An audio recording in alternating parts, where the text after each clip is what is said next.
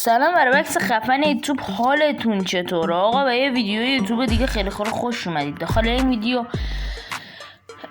بچه همین رو اول بهتون بگم بچه، دیروز من یه ویدیو آپلود کردم، نهایت من کسایی که میدونن داخل یه هفته 100 تا ویو میگرفت، یعنی ناامید شده بودم.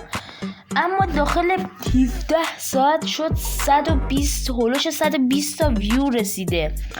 حالا من الان که پای ادیت ویدیو هم، اما فکر کنم شما اگه ویدیو رو ببینیدش که همون 120 تا ویو خورده، شاید هم بیشتر بشه. ویدیو شورتمون که نزدیک 1K شد. خواستم بهتون بگم آقا، امروز اومدم برنده های ویدیوی پیش رو مشخص کنم که برنده اکانتایی که داخل ویدیوی پیش بود. نفر اول تاها ایکس بود، نفر بعدی نمیدونم چه جوریه، آقای عباس فکر کنم، یام عباستی. نفر دومشونه، نفر سوم جناب امیر گیم، نفر چهارم هم یه یوزر خالیه. اونایی که یوزرن اسمشون یعنی اسم ندارن، کلا داخل پیوی تلگرام من پیام بدن که البته اول برن داخل چنل تلگرام من که لینک چنل تلگرام من داخل دیسکریپشن هسته.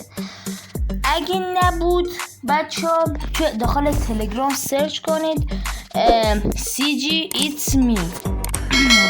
اگه نبود بنویسید CG It's Me. حالا من داخل دیسکریپشن یا همون کپشن یا همون توضیحات ویدیو لینک کانال تلگرام میذارم.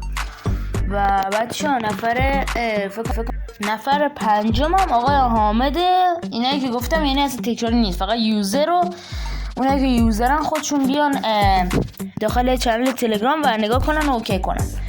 بچه‌ها من خیلی امروز تایم نداشتم بخوام خیلی گیم پلی و اینا رو ادیت کنم، واسه همین خیلی کار خاصی نکردم رو ویدیو.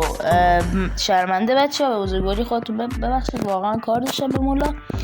و چنل فعلا آپدیت شده، یواش یواش میریم سراغ چیزای بهتر. و بچه‌ها از این من میخوام ویدیوی کال آف دیوتی موبایلم بذارم چون خیلی حمایت کردید دیروز. و فردا ویدیوی چیت خفن کال آف دیوتی موبایل که اصلا یوتیوبرها نذاشتن ازش، یعنی یک چیزیه که خودم ادیتش کردم و اوکیش کردم و میتونید دمتون گرم. خدا